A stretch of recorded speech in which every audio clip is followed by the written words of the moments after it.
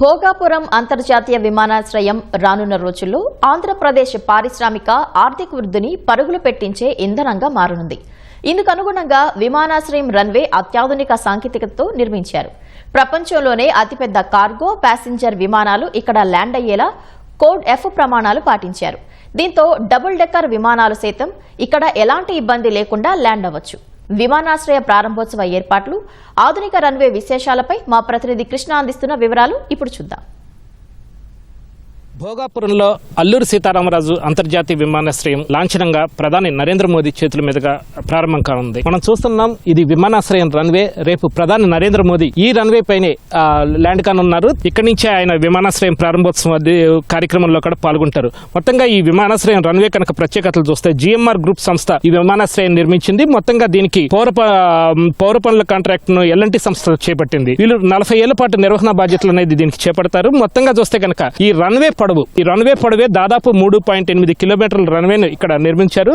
ఇందులో ప్రధానంగా ప్రపంచంలోనే అతిపెద్ద విమానాలైన ఎయిర్బస్ A380 అలాగే బోయింగ్ 47-8 భారీ విమానాలతో పాటు వైడ్ బాడీ విమానాలు కూడా ఇక్కడ సులభంగా ల్యాండ్ అయ్యేందుకు వీలుగా కూడా ఈ రన్వే నిర్మించారు. ఇది మనం ప్రత్యేకంగా చూస్తున్న విమానాశ్రయం లోపల భాగం.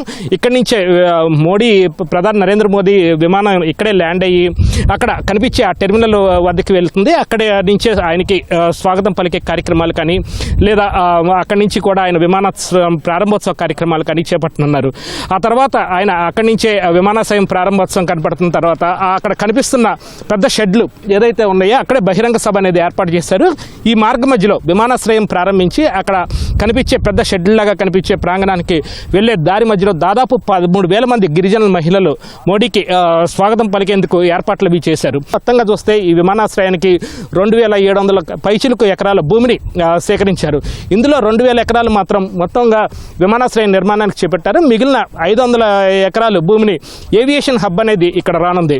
అలాగే మరో 137 ఎకరాలు ఏవియేషన్ యూనివర్సిటీ కూడా ఇక్కడ నిర్మించనున్నారు. అంటే విమానాశ్రయం కేవలం విమానాల రాకపోకలకే కాకుండా పెట్టుబడుల హబ్గా కూడా దీన్ని అందుబాటులోకి తెచ్చేందుకు ఏవియేషన్ హబ్ అలాగే ఏవియేషన్ యూనివర్సిటీలు కూడా ఇక్కడ ఏర్పాటు చేస్తున్నారు. ఇది ఇక్కడ తాజా పరిస్థితి. కెమెరా పర్సన్ MSNతో VSN Krishna, ETV news, Bhogapuram నుంచి. Over to studio.